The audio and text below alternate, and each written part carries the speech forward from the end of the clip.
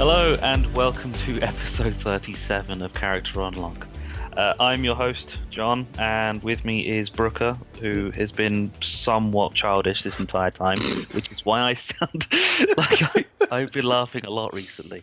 What do you mean somewhat I'm always childish. This is what I do. Just say really random, stupid shit that no one should actually hear, and no one will hear, luckily. Yeah. Coffee just came out my nose as well, because I laughed while I was taking a sip of my coffee, and now I look like I'm having coffee nosebleed. Pucker. Yeah. Have that, you motherfucker, sitting there making me laugh so I couldn't fucking start recording. Sorry. How are you, Brooke? I am alright, mate. I'm alright. I've discovered I have the worst luck now when it comes to video game trophies.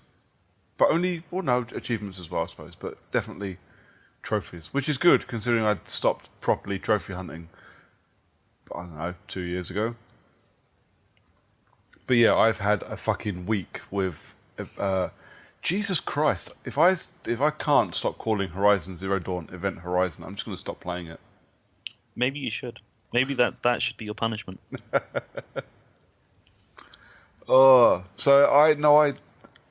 Because I upgraded everything, and I have a nice shiny new HDR setup. I thought, right, because we saw Horizon at EGX on HDR, and it looked fucking gorgeous. So I've been saving playthrough number 2 for that.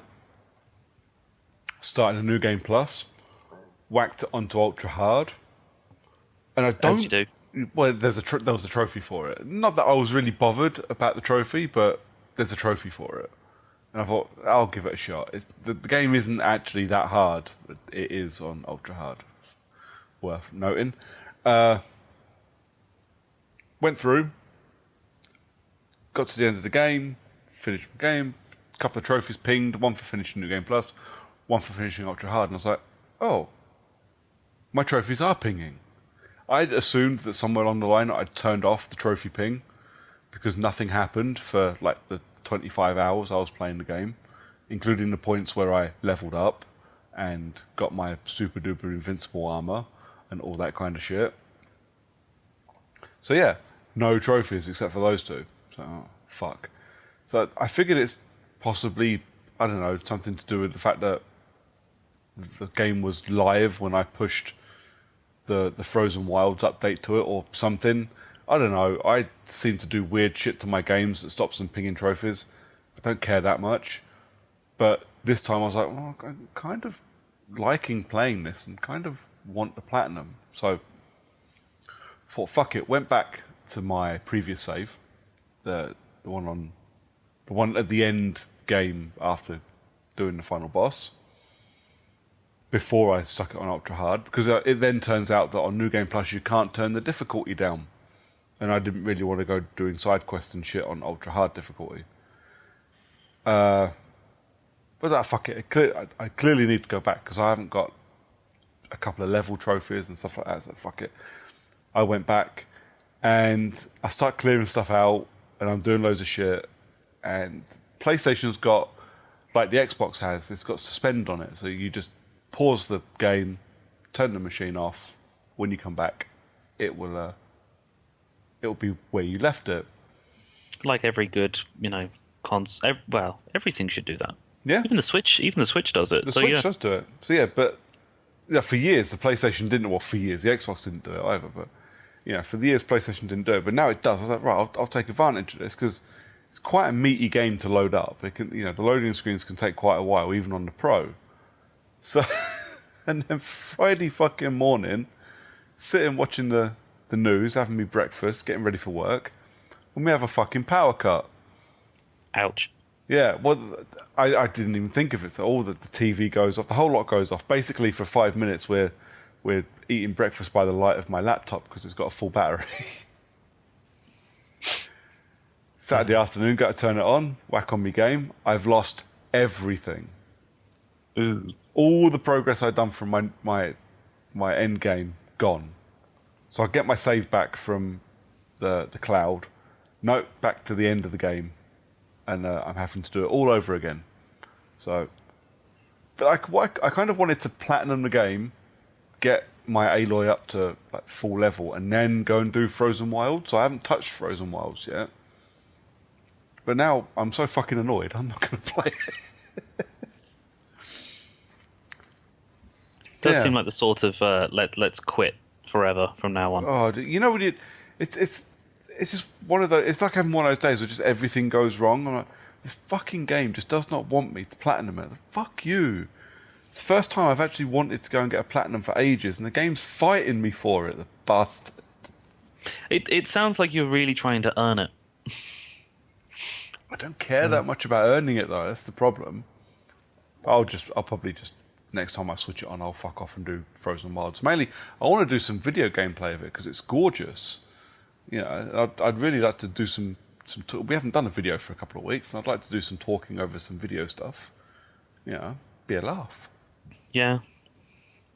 I mean, we have certainly let it slip a little bit, the whole talking over gameplay stuff, especially considering we discovered about the, being able to record for long times with external drives plugged in. Which is perfect, so it means I haven't got to splice together like 5 lots of 10-minute video. Especially if you want to do it in large, indecent, res sizes. Yeah. Because, sure, YouTube's, not the perfect place, but if we've got 4K gameplay, we might as well have 4K fucking gameplay. Absolutely. So, that's my couple of weeks. How about you, mate? How are you? Yeah, pretty good. I have nothing to compare to your woes. I can honestly say I've not really done anything in terms of gaming. I briefly remember mentioning that I helped set up my sister's Xbox. Well, I've since become tech support to my sister. Yeah, that was always going to happen. I get a FaceTime call every other day because some screen has shown up on the Xbox because it's absolutely caked in parental controls. It's like every other fucking day. And I recently just had to set her up with a fucking EA account because she wanted to play The Sims. Yeah. So she fires up The Sims and it asks her for the typical Microsoft second line security where you put in a second email address or a phone number. Yeah. If you log into an account somewhere else, it'll go ping an email off. So I was just looking at it going, my sister's 10. She doesn't even have a fucking email address in the first place. Well, let alone 2. Bless her. Yeah, I had something similar with my mum when she bought a Wii. I don't even know why she bought a Wii. It's currently in my house because she just got sick of it and gave it to me in case I wanted to use it. I was like, no, not even a tiny little bit. Nobody has ever really wanted to use a Wii. They've just sort of been convinced into buying it by their drunk friends or buying because their kid bought one. Yeah. And they got drunk and played the fucking party games once with a load of people around. So I think what I'm going to end up doing, actually, I'll take it all out of the box and clean it up and make sure it's all in good working condition. And I will, I'll probably take it down to the hospital or something. They can stick it in the kids' ward. Yeah, could work. I gave mine to a charity shop, I think. Charity shop probably wouldn't take it now. True. Probably not anymore. No. They seemed really surprised when I just sort of handed over a Wii. They were like, this is like somewhat expensive. And I was like, yeah, but,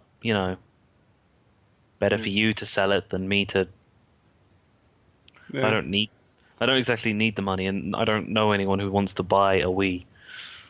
Well, we had a Wii for ages. But after, month 6, it just sat there fucking gathering dust, like everyone's Wii did.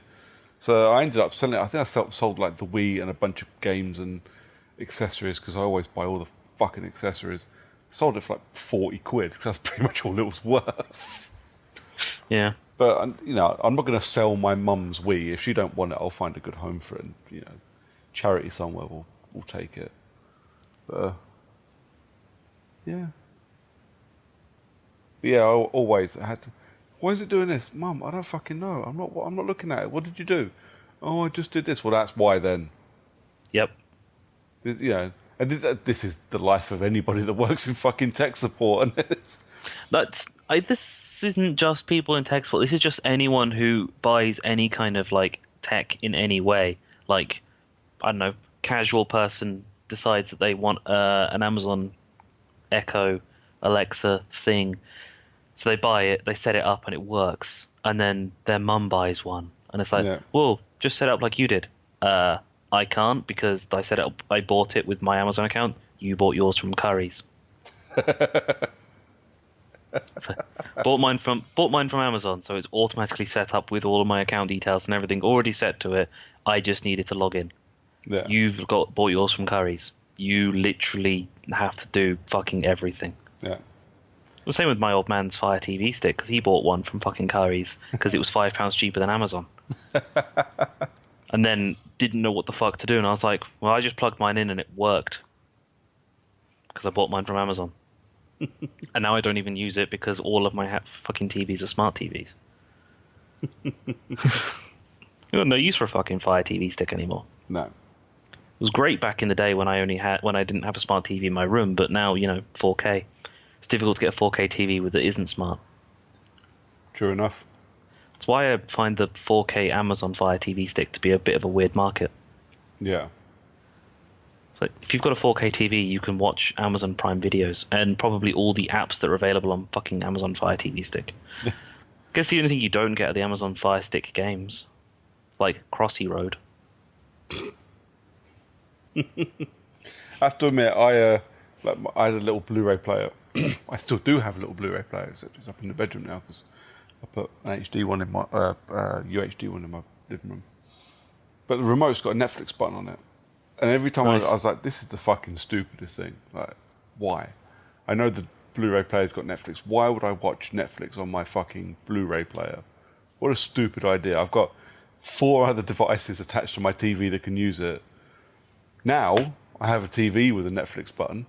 I don't stop pressing it. Even if I'm watching something else. Oh, Netflix. It's great as well. Like when you sit there and go, I'm just going to stick something on, like while I'm editing the podcast.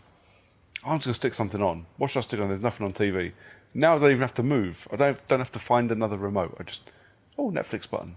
Brooklyn Nine-Nine will do. Whoop. My remote doesn't have a Netflix button. Now I'm sad. It's got an Amazon video button as well. That really impressed me. I'd never seen that one before. Does it have a Google button where it just opens up a Google web browser? No. That's less good. I don't need a Google. I've got an iPad next to me for that. Needs an IMDb button on your TV remote. Yes, like it does. Like fucking X-Ray. Yeah, on Prime. Or a bit like the fantasy football bit of the NFL Game Pass app. So It just pings up your points. Yeah, that's cool. For a video games podcast, we're talking a lot about our casual tech. I know, we need to talk about games. I mean, it's kind of half relevant. This is all stuff that our Xboxes are connected to. I reckon I can make what we've just talked about roll into the news. I reckon I can do it. Yeah? Watch this. So? Yeah, watch this. So we've been talking about Netflix, and now we're going to go into the news where we're going to talk about the Netflix of video games. It's Game Pass. Yeah, you're not wrong, actually. I just didn't know where you were going with that. And I was just thinking, how on earth do we talk about the fucking Netflix of video games? Netflix is a... Game Pass is the Netflix of video games. Game Pass is the Netflix of video games. It is a glorified games rental service. And you know what? I'm proud to be a customer of it. I'm saving all my coupons. My coupons don't run out until June, so I'm going to put them all on in May. Just in time for the announcement from Microsoft, which is that people with the Game Pass subscription will get future games via their subscription on the same day they're available to purchase. So this is including the much anticipated title, by me anyway, of Sea of Thieves, the great pirate game. Yeah, man. Yeah, fucking pirates. But they said all future Xbox One exclusives, or Xbox exclusive, Microsoft exclusives, whatever they want to be called, because they're not Xbox One exclusives anymore, are they? Because they're on PC as well. So yeah, Sea of Thieves, and they what did they say? That any future titles from franchises such as Halo, Forza, Gears, Yeah. Crackdown, State of Decay. They said Crackdown 3 and State of Decay are both going to be on there. They confirmed those, didn't they? Yep. See, that excites me a lot because I'm not sure about Crackdown. And while I would usually rent it, if I've got a Game Pass subscription, I can actually cut my rental service on Boomerang down by 1 and just use it for PlayStation games and the odd Xbox Switch game. title. Yeah, exactly. But yeah, that is a really aggressive move from Microsoft. I'm really, really impressed. It really shoves a couple of fingers up at PlayStation Now's model. I've been fucking saying for years that PlayStation Now should be doing this. Yep. They absolutely need to have done it. You know what it is? Go on. Phil Spencer's been listening to you this entire time and gone, you know what? Brooker's right. PlayStation Now should have been doing this. Game Pass is going to do this. I mean, it is a business thing, though, isn't it? Like, Xbox, like they say, all forthcoming Xbox exclusives. How many Xbox exclusives have we got coming this year? 2. There you go. How many PlayStation exclusives have we got coming this year? All of them. Exactly. Like, announced, we've had, well, just for this year, I think we got Days Gone, we got God of War, Last of Us 2 possibly, we've got Spider-Man. You know, those are all massive fucking games. Oh, yeah. You know, fucking big fucking franchises. Even Spider-Man's a massive franchise, despite the fact this is kind of the first Spider-Man game, really, to come out of any studio since Amazing Spider-Man 2. But isn't it Insomniac? Is it Insomniac making it? Possibly. Yeah, pretty sure it is. Yeah. But yeah, so there is if you sit back and think about it for a second, you do kind of go, okay. All future Xbox exclusives, so both of the ones coming out this year. Plus the 50 that are going to be mentioned during E3 this year, because with this announcement coming out now, we've got some pretty hefty Microsoft E3 conference coming. Yeah. They. I'm not saying for a second that Game Pass is a bad deal, and once my trial coupon things run out, I will almost certainly subscribe to it because actually I think it's a really good idea, and I quite like the idea of being able to go and go, oh, I fancy playing that. Yeah, download it. You know, basically the same reason I load every Games with Gold and PlayStation Plus game into my library, even though I have no interest in them. I can go, oh yeah, I own that. Yeah, I think it's a great idea. So yeah, really, really aggressive move by Microsoft, and I think they're being forward thinking. I think this is the way to go. There will always be people that buy your games, digital or physical media. It's no different to Netflix and Amazon having streaming services. I still buy a shitload of fucking Blu-rays because I do. You know. Oh yeah. Half of them sit on my shelf until long after they've gone onto Netflix before I get around to watching them. I still own the discs. But I think it's a great idea. You know, and for £8 a month, fuck's sake, why not? It's two cups of coffee at the cinema. True. Or a cinema ticket for anyone who doesn't pay the monthly subscription to watch the cinema. Yeah.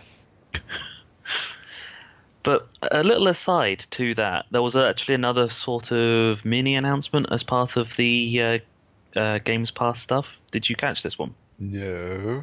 This is the confirmation that all Xbox Play Anywhere titles will work on PC with Game Pass. That's a big deal as well. Because that was never really a thing before, well, now, actually. No. So if you've got Game Pass and a Windows 10 PC, just go play, well, any of the fucking Play Anywhere titles. Yeah. So, I mean, think of the list of Play Anywhere titles. You've got, Forza, a couple of others. Mm-hmm. I've got quite a few now, thanks to Game Pass, that I can now do Play Anywhere on. So, yeah. My laptop's coming with me every fucking where. I can play Xbox games wherever I want. Don't have to walk off. Don't have to pack up my Xbox and, plug it into random person's TV. Just take my laptop and a controller along with my Switch and my phone and every other piece of fucking technology I can think of. Yeah. I was sitting there because, I've mentioned it on the podcast a couple of times before, but I'm quite busy over like February and March. I'm going to Bracknell for a few days in a couple of weeks' time for some training. I'm looking at I'm going, I'm taking my Switch. I've got Mario Odyssey installed on it because it's digital, and I'll probably take one of my card games. Mario Kart. And a book. And that'll be it. That's all I'm taking. My book. I've got Kane Hodder biography that I'm halfway through. It means nothing to anybody listening to this, but I've got a Kane Hodder biography that I'm halfway through. It kind of half means something to some people. To be, yeah, I mean, it might do. He's the guy. He played Jason for a few Friday the 13th films. A few of the better ones. Yes, the most prolific on-screen serial killer. Killed more people on screen than anybody else. That's because no one's filmed you. True. And I was filming at work. But yeah, that and my Switch. And I'm like, I don't need to take any tech with me. I might take my iPad will probably come anyway because I'm training. So if I need to do a bit of Netflix, I can do that. But I'm like, I'm set. I've got a Switch. I don't need to drag everything with me. But yeah, Game Pass and Play Anywhere if you've got a decent Windows laptop to do it on.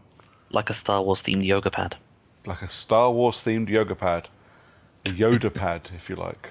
Yep. The one thing Xbox can do to make this perfect is do cloud streaming.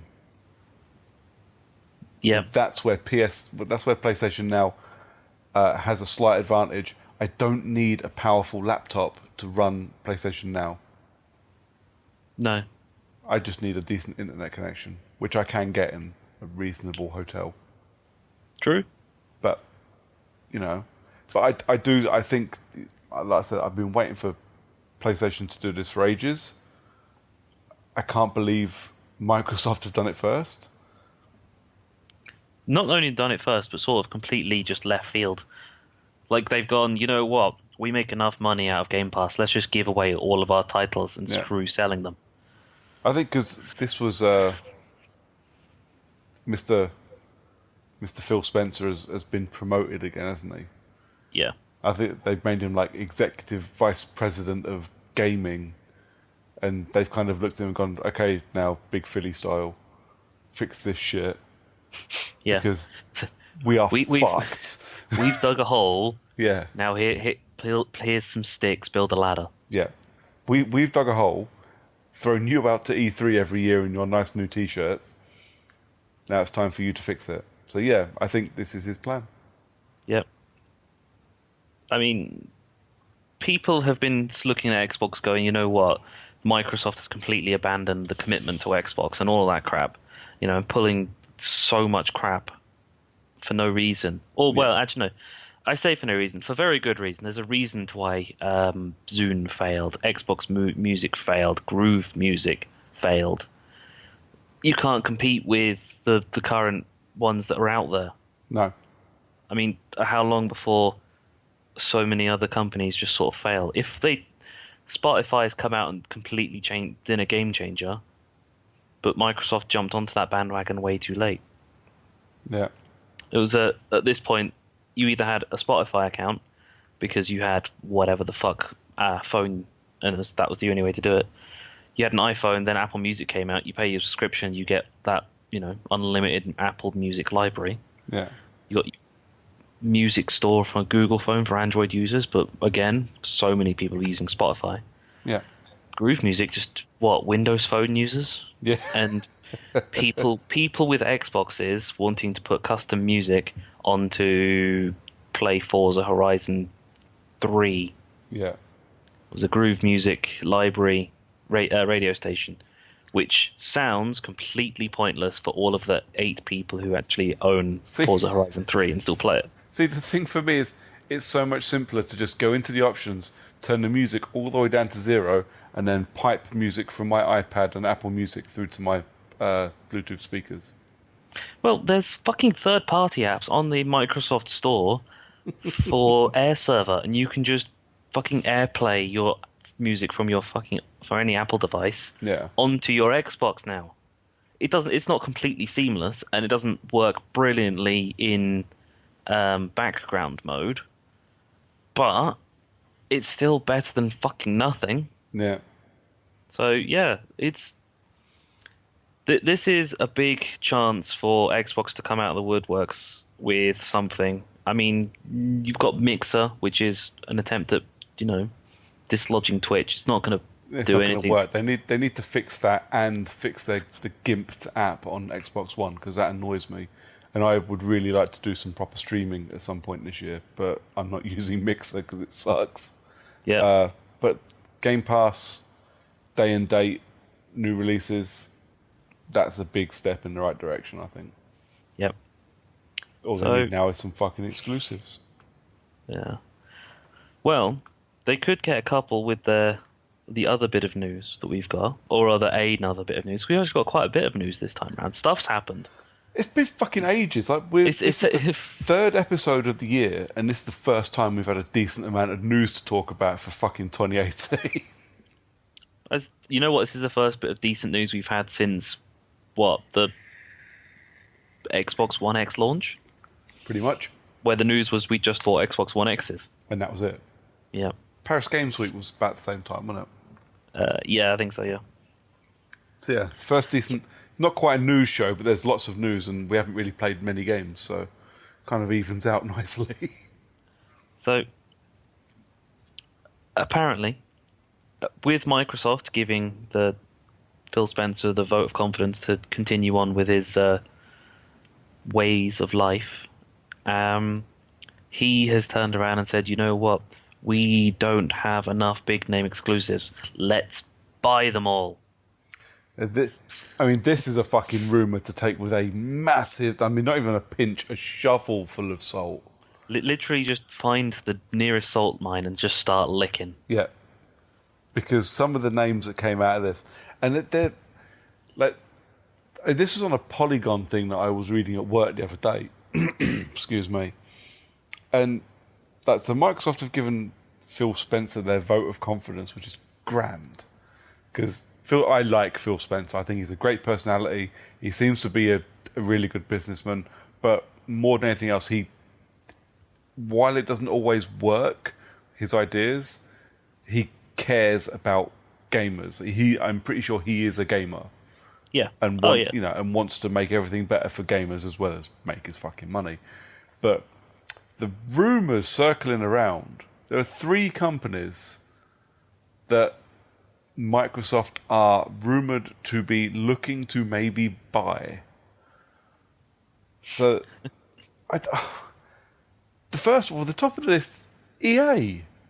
Yep. They want to buy Electronic Arts. Yeah. I mean, let's be fair. Microsoft's war chest is substantial. But is it substantial enough to take? I think EA is valued at something like $30 to $35 billion. Yeah. And that's not chump change for any company except maybe Tesla. That's only because the dude will just go onto every fucking investment bank and just say, "Yeah, I want to do this. Give me money," and they just turn around and go, "Meh, why not?" Yeah, but you're crazy. But $35 billion for EA, and okay. So before I talk about that, so the other companies are, and this one even less so, Valve. Yep. Really? I mean, I don't know how that works. Would they just buy Valve and Valve's games? Because Valve don't fucking make games anymore, really. No, they just make fun. Yeah, and I don't think anybody could afford God himself couldn't afford to come down and buy Steam from anyone. No. And the other one is the PUBG Corporation, which is about, I don't know how much that one's worth, but it ain't 35 billion. I'm surprised they don't already own them, considering how quickly they've snapped up Minecraft. Well, yeah, but that's a good example. Like Mojang, what did they pay? $3 billion for Mojang, or $2.5 billion or something? That's not $35 billion. The thing is that they've spent all that money on Mojang. They've probably made that back in just sales of Minecraft to PlayStation users. Oh, easily. Easily. And now Switch users, and Telltale, and every other possible way of putting Minecraft out. But you can't do that with PUBG. PUBG isn't that kind of game. You know, it's one game that's essentially permanently in early access. You know, would you really want to buy that company? They already have PUBG as a game. Let's be fair, Minecraft was in early access for its entire lifetime. Oh yeah, of course. I'm still pretty convinced that it's not really an official game yet. I'm pretty sure it's still some guy in his basement still coding that. I mean, the thing is, the person that owns PlayerUnknown Battlegrounds could probably do worse things than to sell to Microsoft, because he would make a truckload of money right before the bubble bursts and the next big thing comes along. Yeah, but he'll probably make more selling to Microsoft than he would in actual sales of the game. Yeah. Because he'd still make a fortune out of sales of the game from Microsoft. That said, as stupid and as unlikely as I think it is, buying EA gives you an automatic, 2,000 strong video game library that you have access to. Half of it's on EA Access and backwards compatibility. You've got EA Access subscribers, you've got Origin, you've got all of this stuff. So actually owning EA, I think Microsoft will make that money back quite quickly. But still, $35 billion. That's going to be hard. I've got to go in front of a bunch of people next week and explain to them why I want a couple of £1,000 to get some software installed. I don't think I would want to have the conversation where I would have to convince my boss that I need $35 billion. You could probably start it with, I need $35 billion, but don't worry, I'll make the money back in about 2 weeks. Yeah. It's like when Disney decided to buy Lucasfilm. They've made the money back from that purchase in 3 movies. Well, yeah, but also Disney have annoyed me this week. Like, they've really angered me this week. I fucking hate Disney so much. So Microsoft buy EA. Now, smart money is that doesn't bolster their exclusives. All that does is gives them a massive chunk of cash. Because, you buy EA, sure, you could probably, grab a couple of EA titles, make them exclusives, bring back the Dead Space franchise, or make Anthem Xbox One exclusive, bring BioWare back under the Microsoft banner. Well, with Microsoft Mass Game Effect Studios. was originally a PC and Xbox exclusive, wasn't it? It's because it was part of the Xbox Game Studios back when that was a thing, Yeah. Brooks. Back when that was a fucking thing. Yep. All published by EA, though. Yep. That's literally what that's how they would make their money. They'd take certain franchises and just make them Xbox exclusives because they would sell systems. I don't think Anthem's one of them. No. But let's say Dragon Age might be. Yeah. Jump on Dragon Age. Any Star Wars title, because let's be honest, the way that EA's worked the Star Wars franchise at the moment has kind of fucked everyone off of the Star Wars fan base. Yep. Microsoft grabbing hold of it, and suddenly you've got Knights of the Old Republic. Yeah, man. Everybody fucking loved Knights of the Old Republic. There you go. But it's not just that. It's all of the fucking yearly franchises. Your Madden, your FIFA, your NHL, your NBA Live, all of the other fucking bits of crap. They're being sold multi-plat. Yeah. Suddenly you've got your company selling games to the rival company. Just imagine the rage on people when they boot up their game on their PlayStation and it says Microsoft Studios on it. Yep. Well, I don't know. Does it do that when you boot up Minecraft on? I don't know. I've never played Minecraft a day in my life. No, what was it? Mass Effect 1, because that was when that was eventually ported over to PlayStation. Mm-hmm. You still got the green load up, didn't you, at the start? But instead of saying Microsoft Game Studios, it just said the name of the company that did the port. Yeah. I'm pretty sure you had the exact same load up for Microsoft Game Studios with the fucking random green X. It's just said a different company name. Yeah.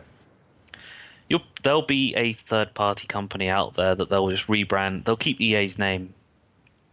It'll just be EA as a subsidiary of, like Blizzard Activision.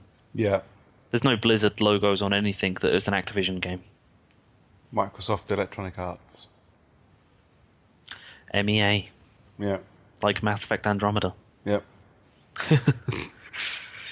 Uh, Come on, you can segue into BioWare from there.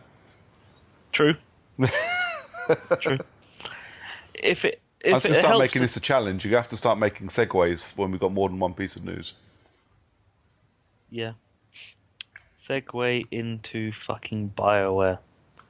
Apparently, BioWare have doubled down on Anthem. Don't quite know what really that means, but you know. It means it's going to take twice as long to make because it's now been delayed. Yeah. We'll announce a game in 2017 for fall of 2018. Typical E3 sort of announcement. Let's show off some very high quality footage of a game that we've got very, very early tech demo, but still 4K quality because it's an E3-ness. Yeah. And let's say we're going to release the game in exactly 2 years. Yeah. This is why I get so fucking cynical when we're dog tired 3 o'clock in the morning recording stuff about fucking E3. This is why I'm just a miserable fucker. Because you go, expected fall 2018, and you're like, no, it's fucking not. It's just not. It's not going to happen. You've announced it this year. We're not seeing it until at least 2019. This is why I don't fucking believe Spider-Man's coming out this year. No fucking way. Well, the thing is that chap I work with keeps talking about Spider-Man, and I've just said to him, at no point have we had a hard release date. We've had it's coming out in 2018, and we've seen Q2. We've seen February, I think. There was a rumor that it was going to come out September this year. Yeah, I've seen all kinds of fucking but no hard confirmation of a release date. No, it's not happening. It's not. We've seen one bit of gameplay, the rooftop battle thing, and we've basically seen the same trailer cut differently twice. Yeah, it's not. I don't believe for a second we're getting Spider-Man this year. And the same way as I knew when we looked at Anthem and they went fall 2018, I was like, not a fucking chance. You know? I'm still waiting for the inevitable Red Dead Redemption 2 delay from Rockstar. Yeah, we're getting a bit close to launch time for that though. Yeah. It's the same as PlayStation. Like they've made announcements for Last of Us 2. To be fair, when they showed The Last of Us 2. When they first showed it, they went, this is in early development and isn't going to be for a couple of years. And everybody seems to have jumped on the idea that it's going to be out in 2018. I don't believe that for a second. Because I don't think, I might be wrong, I don't think anyone from Sony has actually said 2018 at all. Days Gone's the same. I'm really looking forward to Days Gone because it looks like a lot of fun. But no way that comes out this year. Absolutely not.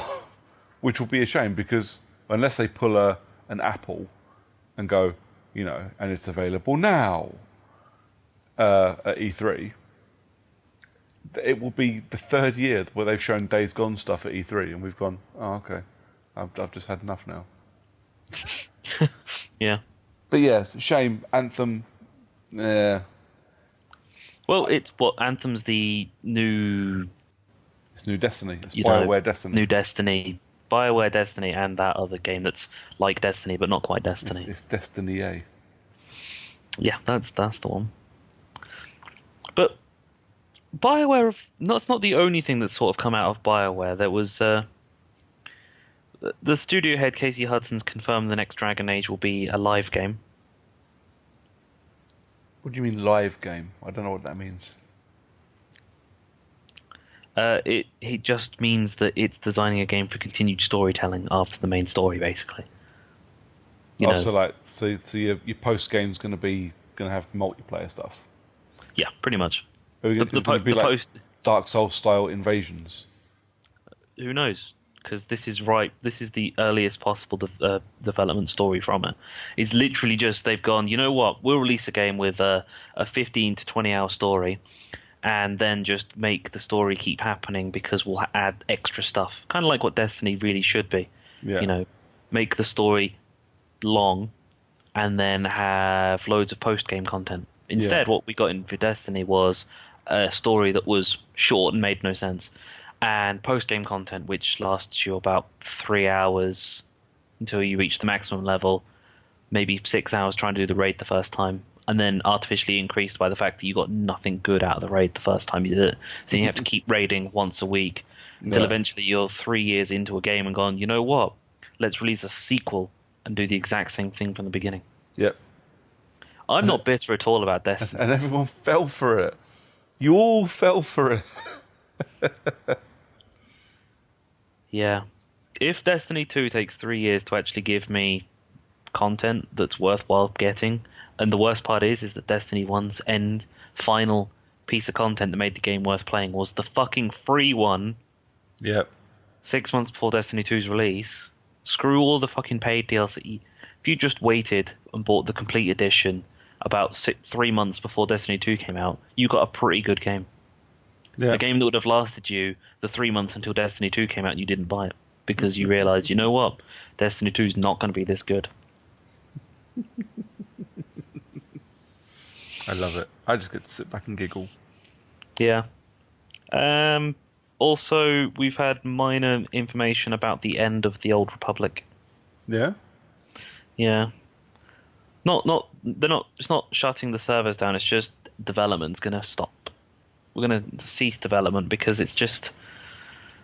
It's reached the point of this isn't commercially viable anymore. The servers are on. It's costing a fortune. The game's gone. This is the free to play. Yeah, it's gone free MMO, to play. isn't it? It's free to play, an MMO.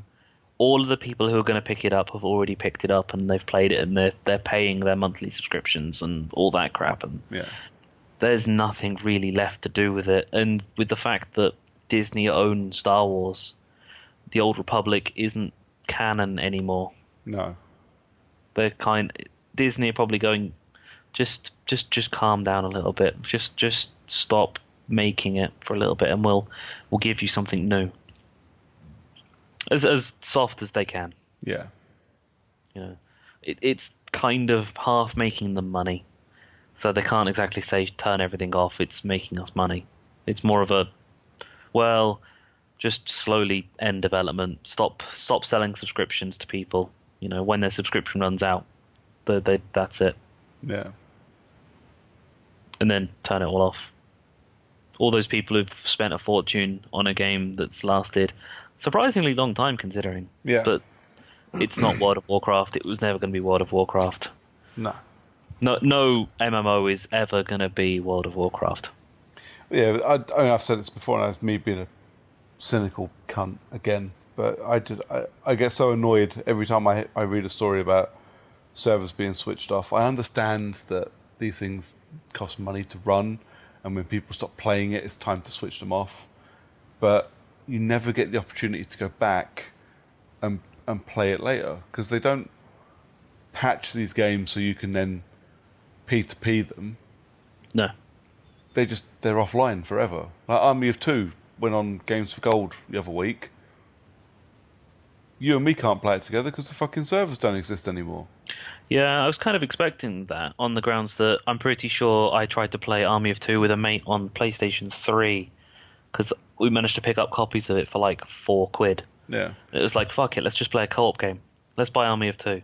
And then found out the servers had been turned off. I mean, I understand completely why. I'm not fucking stupid. I understand that these things cost money to run, and if no one's on them, why run them? Or there's 3 people ever playing Army of Two. But the least you can do, I think, and maybe it's just me being an entitled prat, but I think the least you can do is patch these things so you can do co-op and multiplayer peer-to-peer. Because people will go back and play these games. I'm surprised Microsoft didn't go, it's going on to Games with Gold. It's a free title. No. Let's turn on a server. Yeah. Let's just give them access to a couple of servers for a little bit. It's a shame because I really like Army of Two. It looks fucking terrible now. Oh yeah, it looks fucking ghastly, but it would have been fun to play shit back in the day. Yeah. Yeah, I mean, I really wanted to play Army of Two. I really wanted to play Army of Two with you specifically. Yeah. Just so I could say Tango down, and then you just to immediately just turn the computer off. Gone. It's just like I just shoot one guy, 15 minutes in, tango down, and then plop, Yeah. troublemaker is offline. Returning to menu. Yeah. Yeah, And they the needed to doorbell switch rings. on the servers just for that. Yep. But 15 minutes of us playing together. yeah. But yeah, that it is a shame. So again, I don't play the Old Republic, but it will be a No. shame because it's always a shame. I think it's this month or next month. The Killzone 2 and 3 servers, not servers. I'm not fucking Sean Connery.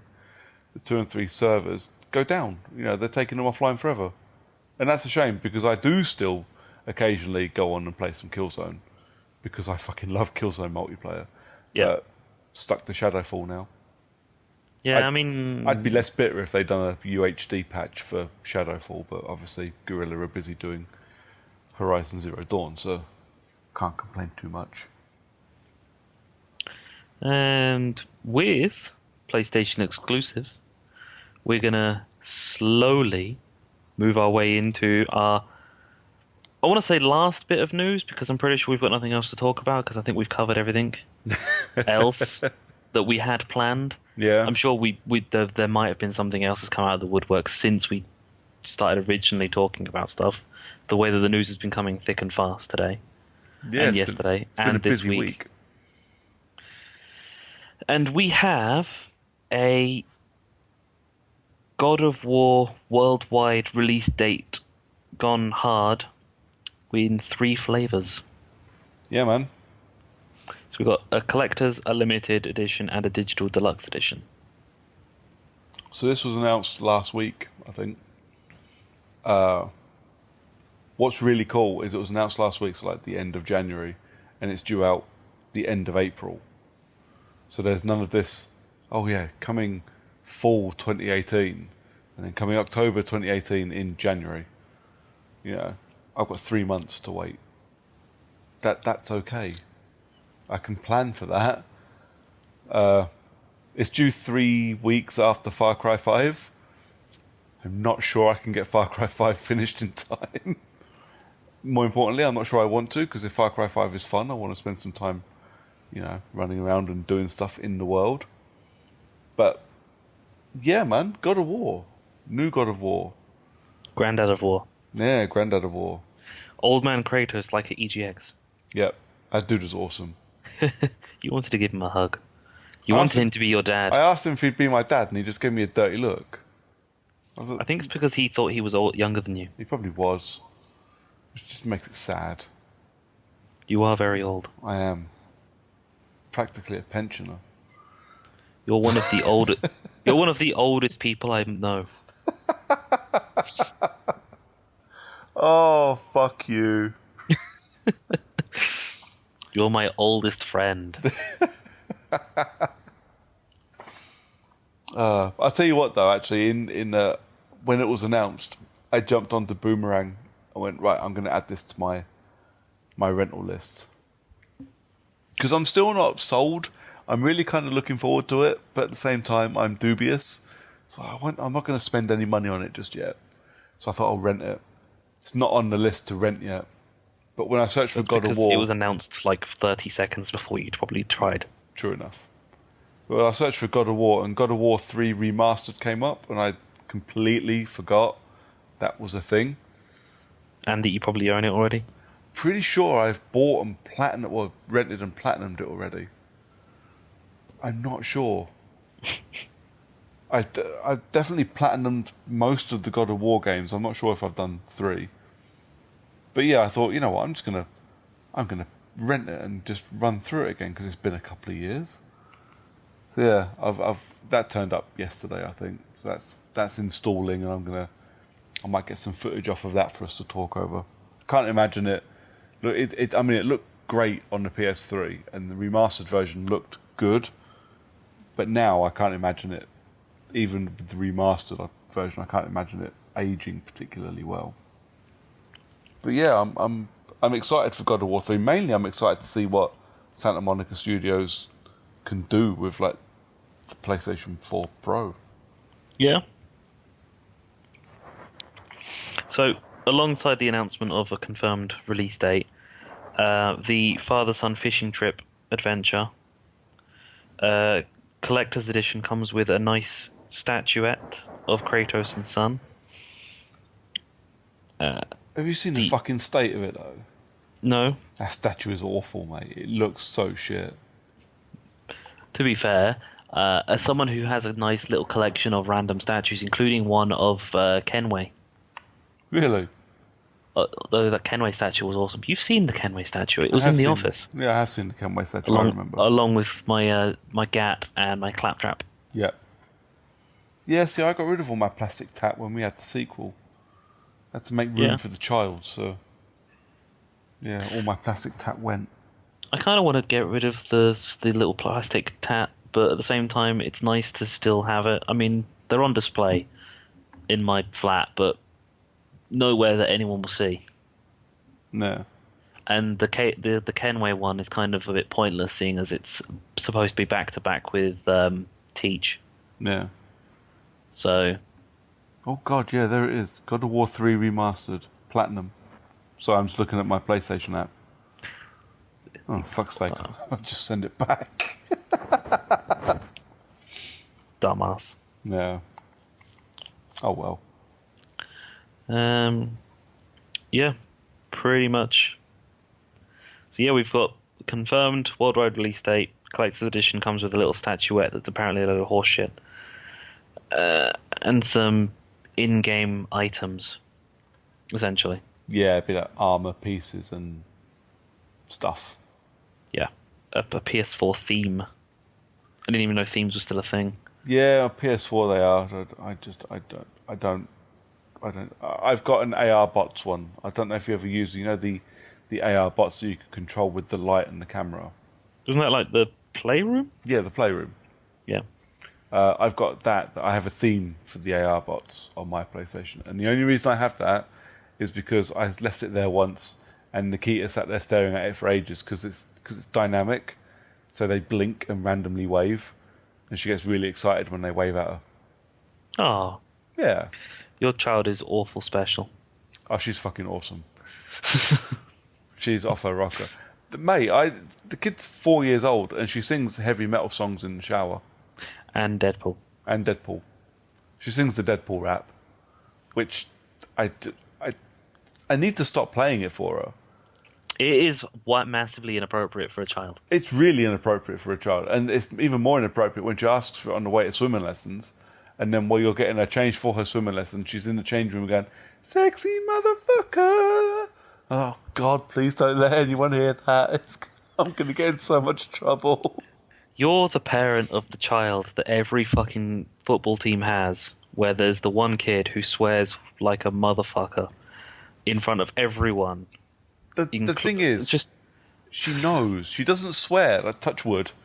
She doesn't swear. She knows it's a word she shouldn't be saying, but she also knows, for the most part, that she can only use those words in the house and in the car, and apparently in the fucking changing rooms. But when else are you going to say sexy motherfucker? Well, preferably not when your dad's getting you changed. Because that's just wrong. But no, because we sat there and went, there's no fucking point in telling her off every time she swears. Because she's going to pick it up. My family swear a lot. I swear like a trooper. I didn't swear all that much before I met you. Mate, it's fucking terrible. I'm a bad influence on everybody. I love it. But so she's going to hear these words, and if I don't swear in front of her, someone else will. So what I'd rather do is just temper what I say in front of her, because I can't swear like I do on the podcast in front of her. But if she ever picks it up, just teach her that she can't say that shit to other people. And touch wood, so far, she's been fine. Yeah. But yeah, I walked into the bathroom this morning, she's having a shower, and she was singing Pretty Reckless songs. Which is fucking awesome. Like, we haven't listened to any Pretty Reckless in the house for about a month. But she still knows all the words. I love it. I don't know how we got onto my kid singing rock music. AR bots. AR bots, yeah. Yeah, she likes the AR bots because they wave at her. See, at least I make a good host because I remember how we've gone off topic. Oh, my brain's fried. This is my hobby. I'm not concentrating. I just do it. So that takes us to the end of our news stint. And we move on to the obvious choice next, which is what we've been playing.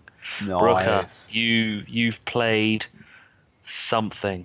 I have. A game that I actually recommended on the podcast around about Christmas time, I think. Yeah, that was November. It went on to Games for Gold. Yep. And like I said, I add all the Games for Gold and PS Plus games and shit to my library because one day you never know, you might fancy playing it. So, Or you need to, play a game that only lasts like an hour. And you've got 1,000 Gs, sorry. Yeah. To be fair, I could have gotten away with just talking about playing Horizon Zero Dawn, but I don't want to. Because I want to actually finish it and I want to do Frozen Wilds and then I'll talk about it then. So instead, I chucked on Gone Home, which is a exploration adventure game or walking simulator as they've come to be known. I think it's quite old. Did it come out in like 2013 or something, or 2015? It's been around for a while. Oh yeah, it's not a new game. But so I played the console edition on Xbox One. There was a thing. What game was it? A couple of years ago. BioShock. So a few years ago I played BioShock for the first time. But the game was already like 5 years old, and I think...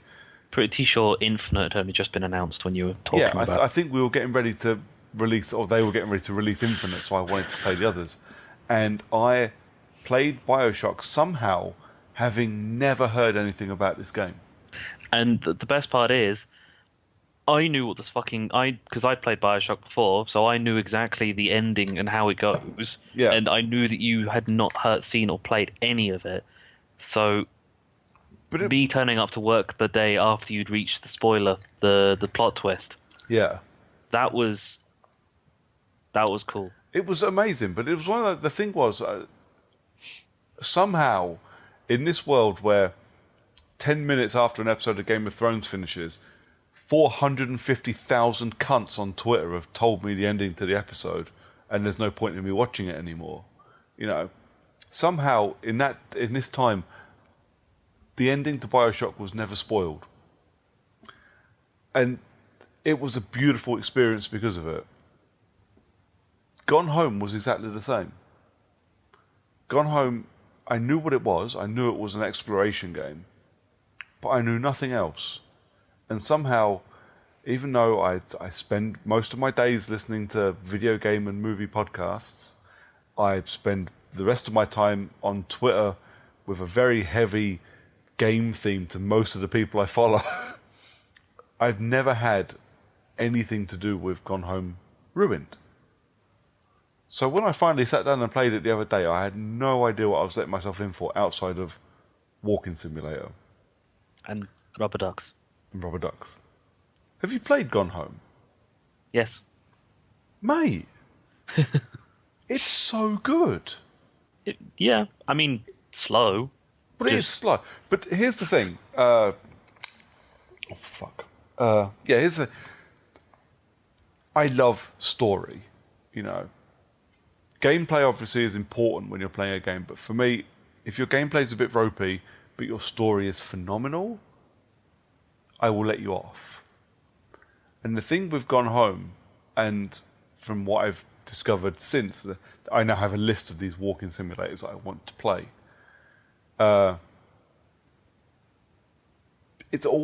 You basically walk around. It's like an interactive novel, but you just walk around, find a bit of story, and get a bit of exposition. Walk around, find a note, have a read, do a thing. There's no threat to any of these games. There's nothing, nothing's gonna. Because at one point, right, I was still wandering around. It's got this really atmospheric music. Hold on, no, let me go back. So it's set in 1995, and you play, I believe, a woman called Katie, I think, who has just come home from holiday, vacation, just being away somewhere. Comes back to the family home to find a note on the door from her sister, Sam, to say, I'm gone, don't come looking for me, blah, blah, blah. House is deserted. So basically, your job as the player is to walk around this house and figure out what the fuck is going on. It's one of those games I've since discovered you can walk in and you can finish the game in about 10 minutes if you know what you're looking for. And you can get there quickly enough. Yeah. Because it is a walking simulator. You can only fucking walk. There's no run button, which towards the end did start to get a bit frustrating. But I will say, towards the end, I didn't realise that was the end. I went through, I'd explore every room, I'd pick up every object, I'd read every note. Every time a bit of story was played to me in like a voiceover diary entry, I'd stop and I'd listen. So you kind of have to unpick all these threads that are going on. Like, Mum and Dad aren't around. Mum and Dad have gone on holiday. Is it really a holiday? Where are Mum and Dad? Why has my sister fucked off and left a note on the front door? All of these things you have to go find answers for if you want to find the answers for them. Or you can just go straight to the end of the game. Doesn't matter. But the thing that really grabbed me, and this is why I compared it to BioShock, the thing I wasn't expecting was such a well thought out story told to me like that it hooked me straight away. It has a thing because there's this constant eerie soundtrack running in the background, and I spend my entire life. I spent my entire time playing this game expecting something to jump out and scare me. Because it feels like a horror movie. Basically, if you add a zombie dog or two, you're in Resident Evil 1. You're just walking around a creepy house looking for clues to what the fuck is going on, but the zombies aren't there.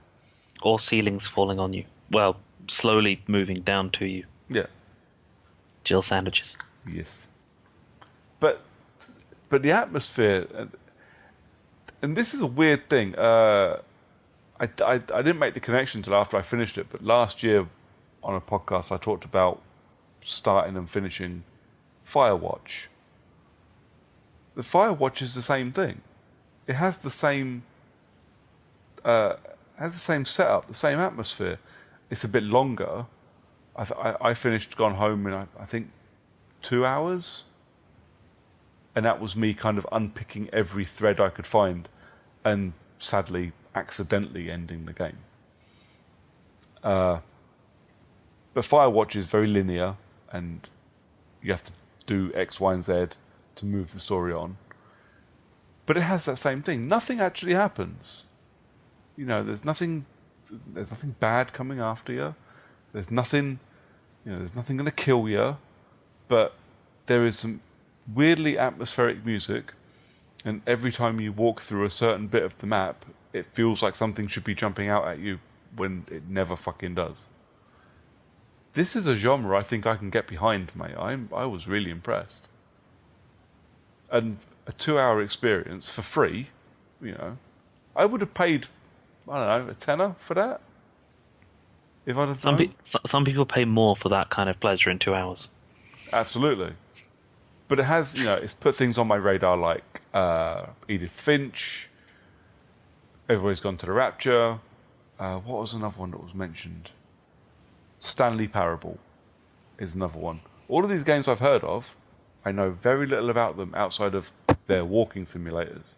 So, yeah, I will probably pick those up as and when they go on sale. I'm a bit fucking annoyed. Edith Finch was on sale 2 weeks ago. And I went, should I? Nah, fuck it.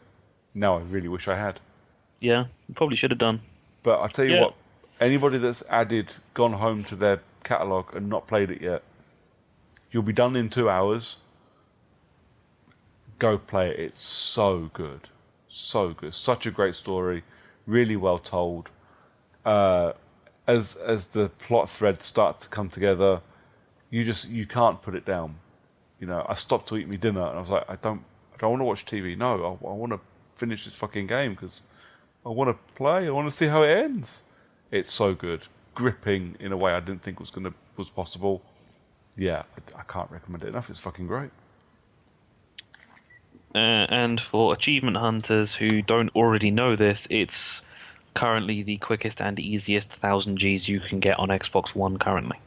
You say that, I got one trophy, and that was the one for finishing the game. That's because you didn't realise that there were so many others, including that one with the rubber duck. Yeah. Do I bother going through? Is it worth your time to play through it and get the 1000 Gs, considering how much you love it? The problem is, I feel like, and coming from someone that used to trophy hunt all the time, it feels like it cheapens the experience to go back just to get achievements.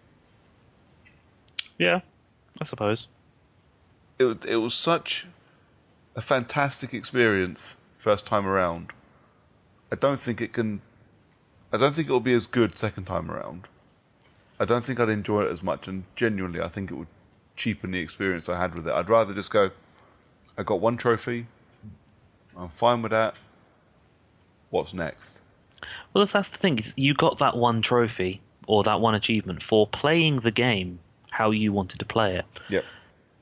I said that it's currently the easiest and quickest 1000 Gs, but to do it, you more or less have to follow a guide, which cheapens the whole story.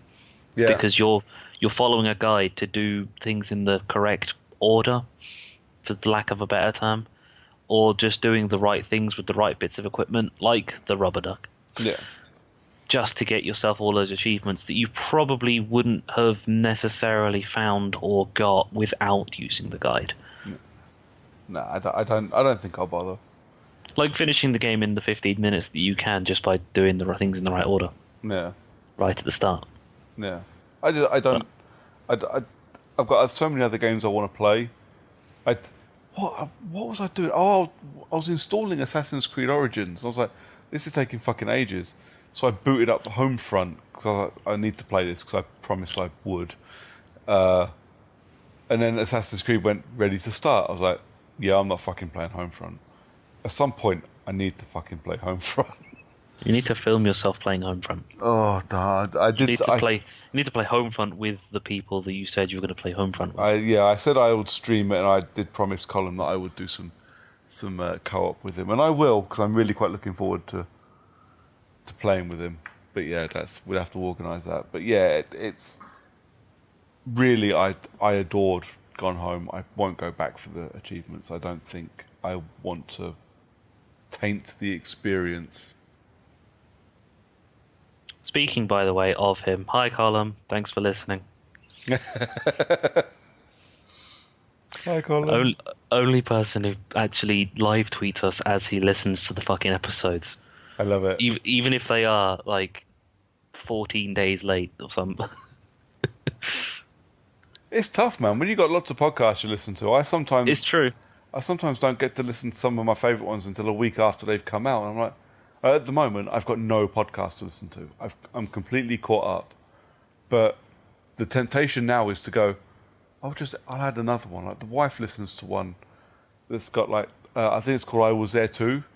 It's got like support actors and guys from like a random dude that was in RoboCop or something, and they do an interview, which sounds really interesting. But next week, this time next week, I'll have a backlog again, and I'll never get fucking caught up. So I'm not adding it.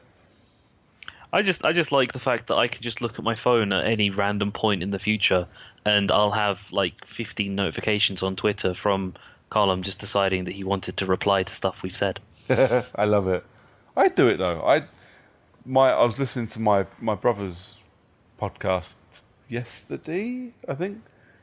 Took dog for a walk, and his podcast's only an hour long, so listen to his podcast, and every time he said something that he needed a slap for, but I couldn't, I did it over Twitter. Nice verbal slapping. Absolutely. Well, everybody else should go listen to it as well, because he admitted that he's never seen Pulp Fiction. What? Exactly. What? Exactly. I was like, what the fuck, dude? He's going to review it on next week's podcast. I was like, yeah, you need to be nice about that film, otherwise you're going to be one brother short. I'm not going to talk to you anymore. No, you're going to be one brother short. Oh, yeah. But then I don't think he'll do it, just because him and the other guy he podcasts with will look at the list and go, yeah, we can't do that. But he said, if you've got any films you think we should watch, and I was like, right, I'm fucking on this. So I sent them 3 of the grimmest fucking movies I could think of, and The Raid. And just said, watch any of these, but you both have to watch it. Make them watch Epic Space Spin.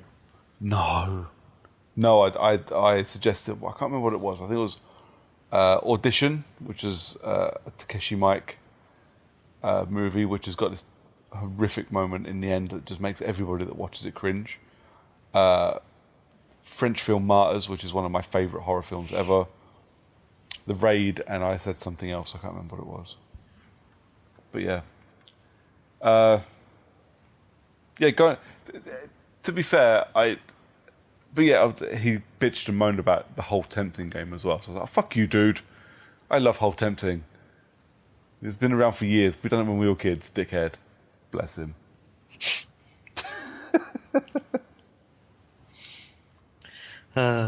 So, what have you been playing, mate? My what I've been playing. Now, I've technically played 2 games that I can talk about, but I'm saving Zombie for the next episode because I want to give it a proper go through. Because so far, I've only really played it for about 2 hours on that Saturday when I started talking about Instagramming about it, which I'm going to start doing a bit more. I'm actually going to look after the Character Unlock Instagram account. I have my own Instagram account now, basically just so I could access the Character Unlock one, and I'd never use it. I don't use my one. I don't use Character Unlock one. I'm not a fan of Instagram. No, I can't say I'm a particularly big fan, but I've started to push to realise that there's a great way of getting us, sounds like I'm whoring us out a bit. It's a great way to get extra likes. I've connected it up to a couple of other things, a couple of other apps that require Instagram or Facebook logins. Cool. Thought, fuck it, throw that on there.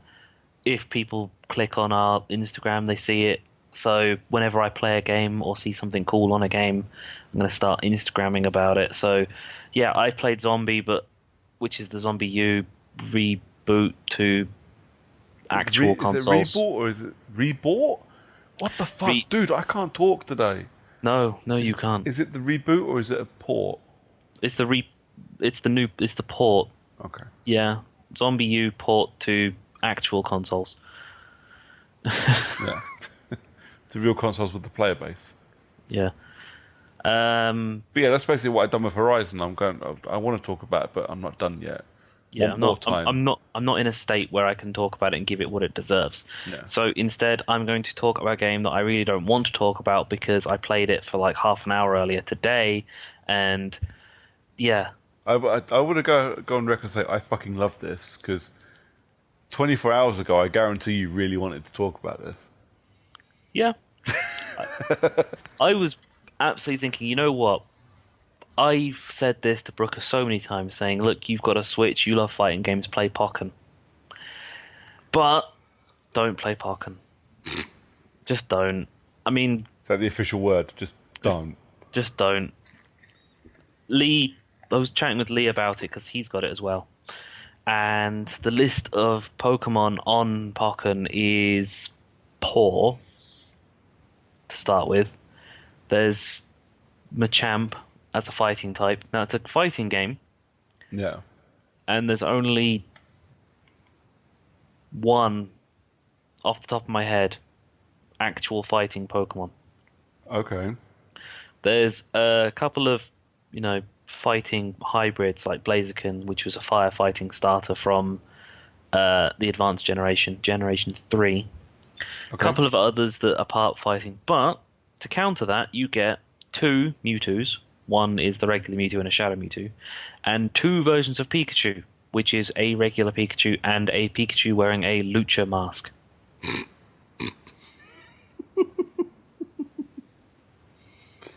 Oh, fuck off.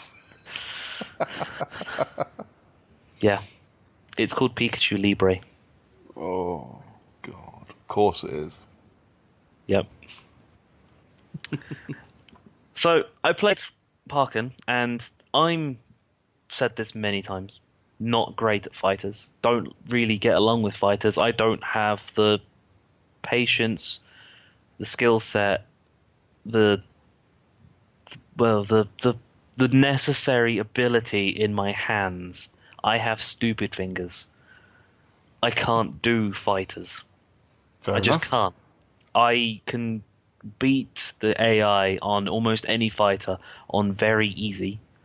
Anything higher than that, and I will struggle and lose pretty much 9 times out of 10. Wow. Played Pokken, went through the tutorial, all of the tutorial stuff, and was like, you know what? I think I can handle this. Pushing a couple of buttons. I think I know roughly the right controls for this. Go into my first fight, loss. Second fight, loss. Third fight, loss. Fourth fight, win. Fifth fight, loss. As I'm pretty good at, going through constant fucking defeat. Yeah. I can handle losing consistently or being stuck on a level on any game and just going, you know what, if I do this instead, then I might be able to do it. Okay, that didn't work, move on to the next attempt. I was going into fucking fights. I was doing what I thought was the right set of combos for the right time, doing stuff and going, you know what, this has worked. I managed to, beat the opponent with pretty decent amount of health for this round. Go into the second round and I don't get a fucking hit in at all. Or I'll go in and be like, oh yeah, this should be easy. Get the opponent's health down to like 100 and then get fucking battered and lose all of my health because for some reason I just can't do any of the right combos anymore.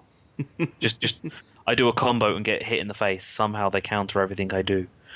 But then conversely, there'll be times when I've got myself down to like 36 health and gone, and look at their health and I haven't touched them at all. And I was like, how have I lost all of this health? I don't even think I've been hit that many times. It's just everything about the difficulty just seemed random. Yeah. And it doesn't help that the game has a season pass of 2 bits of DLC, those 2 bits of DLC comes with 2 characters. Okay. One of them is Aegislash, which is available now. The next one being Blastoise, available in a couple of months. But it's 2 playable characters and 4 support characters, or rather 2 sets of support characters, because support characters come in twos. Before each fight, you get to pick which support character you have, and you can bring them in during the fight. Some attack, some boost, and some the opposite of boost to your opponent. Yeah. Yeah. It's not a brilliant game. I can understand the market for it in the arcades like it was originally supposed to be, and was. Yeah. In the old Nintendo arcades in Japan. But home console version? I mean, although I did say this in the last episode, I feel like I need to play and review every Switch title twice. Yeah. Once in handheld mode and once in TV mode. I can't help but feel like playing Pokken in handheld mode was a bit iffy, and if I'd had it connected up to the controller and plugged to the TV, maybe it'd have played a little bit differently. Maybe I'd have had a bit better luck because the controller's a lot more comfortable than the fucking handheld mode. Yeah. But no, I'm done with it. I'm sending it back to our video games rental company of choice, Boomerang. Yeah, man. Yeah, it's already labelled up and ready to go in the post box in the morning when I drive on my way in. Yeah, I've had a Boomerang game in my bag for like a week. You tried sending it back? Well, I keep meaning to send it back, but I live in fear of it getting lost, so I always go to the post office and do the whole get proof of postage thing. But since I changed jobs, I don't actually drive past the post office between work and my house. But yeah, so I will send back my game tomorrow, I think. I think it's Madden. Pretty sure it's Madden. Yeah, probably long shot. Yeah. Hurry up and send that back so I can get my version, a copy of it. Nah, in all seriousness, I think because Pokken was a bonus game from Boomerang for me, so I've actually got another title. I've got Axiom Verge. Nice. I don't even know what Axiom Verge is, but it looked cool. Yeah, no, I have no idea. I'm pretty sure I saw it at some point at some kind of Switch event of some kind and thought, fuck it, why not? There is and this was always going to happen, but there is a large amount of, on the already out and coming list of Japanese games that I will never ever go anywhere near. But, yeah, Pokken for one. I've got my Boomerang rental list is pretty much every game that's on the current coming soon list. Even the fucking Xbox One titles that are things that really I shouldn't be touching with a fucking 10-foot clown pole. Yeah. Like if there was a Duck Dynasty video game sequel, it would be on my list of games to rent. Just because I want a big fucking library this year of games to play, even if they only last me 20 minutes before I send them back. Yeah. I've got unlimited rentals. I can only play one game at a time, so I might as well only rent one game at a time. Yeah. I mean, some games will last me longer, like Far Cry will, but I don't know. Axiom Verge, Pokken, Rabbids Kingdom Battle. I sent back a lot earlier than I finished it, but only because I need to move on to my next game, and I will probably pick up and buy Kingdom Battle once Donkey Kong comes. Once Donkey Kong's DLC goes live, then yeah, I'll probably pick it up. Fair enough. Yeah, I especially for the Switch, I'll probably just buy the games I want if I can find them cheap. I'm not sure I trust renting cards. Well, you don't save to the card. The card is just the game. No, I know. But what I mean, I'm not entirely sure I trust those cards coming through the post. How so? Well, what do they send them in? The same game wallets. How? Literally, the card goes into the plastic sleeve's closed, and then it's fed into the other plastic sleeve with the sticky back plastic rip-off sleeve part. Fair enough. And you just turn the piece of paper around as normal and put the plastic sleeve back in, and then just close the sticky back down, and then put it in the post box or hand over to person with proof of postage. Fair enough. Although at least one of the women at Melrose post office gets really irritated when I walk in there and say, "Can I have proof of postage, please?" Like, I'm putting her well out of her way to print me a receipt. Fuckers. Clearly, it's because I'm not giving them any money. Yeah. I think that my Switch games, I'm buying Bayonetta. I've got my pre-order in for Bayonetta 2. And if I like 1 and 2, I will probably pre-order 3, but at the moment, I don't know what games are coming on the Switch apart from that I will be buying. But that and Far Cry are pretty much the only games I'm buying so far this year. Mainly because Far Cry just looks awesome. Far Cry does look awesome, and the whole the co-op story to it. Yeah. I've got like £79 on my game wallet at the moment, so I'm just going to walk into game and buy the gold edition and scan the app and walk out, not actually pay a penny for it. So yeah, I seriously can't wait for Far Cry, and I actually think we should probably set some time aside and play it together. Absolutely. Stream I know it. we're definitely saying this way too early to plan ahead that much, but considering we've planned ahead enough to go to EGX Res together. Yeah, well, that was something that just kind of, I say it came out the blue. I'm trying desperately to make our YouTube channel a thing. Mainly because so people want to watch a video of us talking to them through nothing but audio. Well, I quite like the idea of it being like a bite-sized extension to the podcast, which is basically what it is. But at the same time, I'm trying desperately to get us like press stuff for EGX, and they look at things like your previous EGX coverage and your YouTube views and your podcast downloads and your web presence. So kind of slowly in the background, I'm working on improving all of those things. So I was like, well, if we make the trip down to Dresde, even if we just go for a day, we can then, the next episode, we can talk a lot about it. We can do a video voiceover thing on it and mark it all up as EGX. And then when they go, please point us in the direction of your previous coverage, I can go here and not the really shit podcast from last year's EGX. Where the audio quality was fucking terrible, but you still got to hear Lee's lovely voice. Yes. So we've planned it. Literally, I came out and I was like, but why don't we do this? So now we're both going to Dresde on Saturday. So, yeah. But yeah, we definitely need to plan ahead and organise some time for Far Cry. And all those other games that we've both got. Yeah, man. Well, you've got Game Pass, which means Gears 4. Yep. So when you finally get around to Gears 4, I can come along for the ride, because I loved Gears 4. Yeah, sure, why not? I'm sure we'll probably be able to find some time somewhere. Let's just book holiday at the same time. Just be like, this will be Gears 4 Day. Yeah. And then when Gears 4 Day actually turns up, we can't play it because somehow both of us have been given jobs by somebody to go, let's go to the post office and post this instead. Yeah. Always happens. Book time off of work for a day to do nothing, and you end up with more to do than you would do normally. Yep. Usually because you've given yourself a nice list of things to do, including spending 24 hours watching Groundhog Day. Oh, mate. So as this podcast goes out, this podcast, I usually set them to go out at like 5 minutes past 12. I will be 5 minutes into my fucking 24-hour Groundhog Day challenge.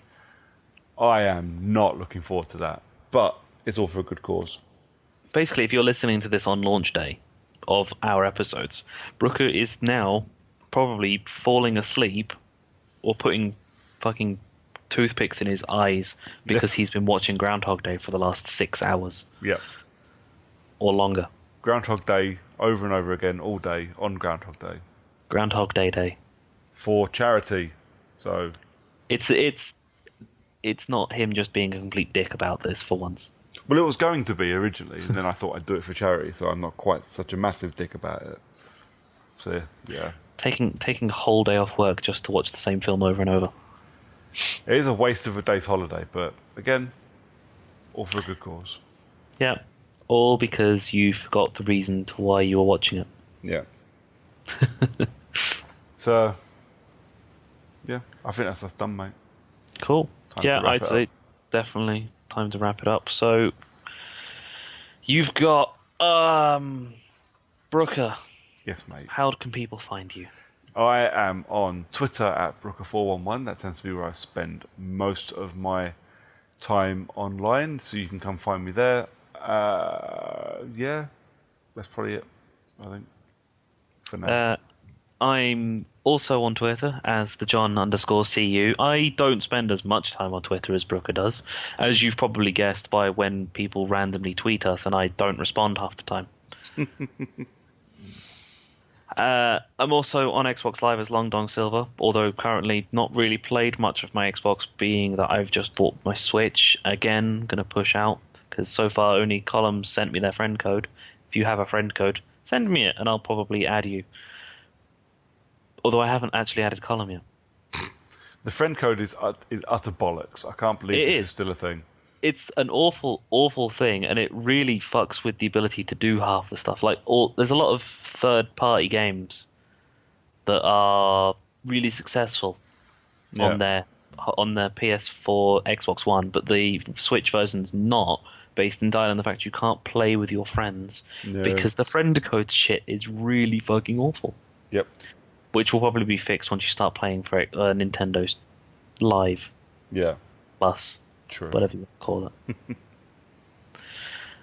But anyway, if you're not interested in either us as individuals and you only want us as a family, Character Unlock has a Facebook page of Character Unlock, a Twitter page of @Character Unlock, an Instagram which only I actually look after of Character Unlock. We're also probably going to be on Tinder and all of the other ones. Tinder and Grinder at Character Unlock. Um, we're also not on Bebo or MySpace or anything like that Yet. yet. We have our own website of characterunlock.com, which points to our Podbean.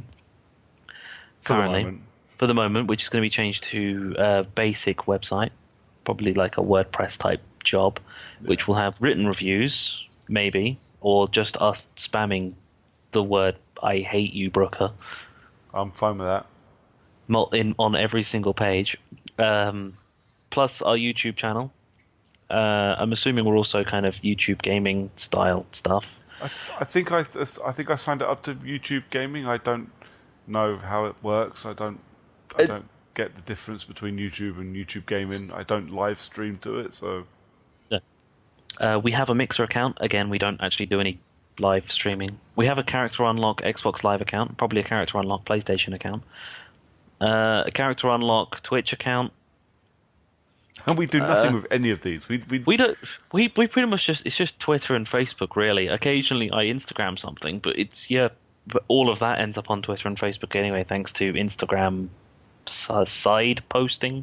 yeah, we really should do something with all of these things. It's a hobby. Come on, we're not really gonna. We are utter shit.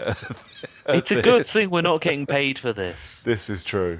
Or at least it's a good thing I don't know if we're getting paid for this or not. We are definitely not getting paid for this. If you want to pay us to do this, please spend your money more wisely elsewhere. Yeah, we're not worth it. We just can't be fucking arsed for so much of it. Okay, I think we're done. So, Mr. Brooker, Yes, mate. hope you wish everyone have a good Groundhog Day. Thank you. I will try. I hope you earn plenty of money for your charity of choice. You're already above your. I giving allowance. broke my target a couple of days ago. So my target was 500. I think I'm currently on 560, or maybe 550. So big thanks to all of the people who don't actually know Brooker in any real capacity. You've only heard his voice. And still donated. Or seen his angry tweets and still donated. Thanks from Brooker, also from me. And happy Friday. Yeah.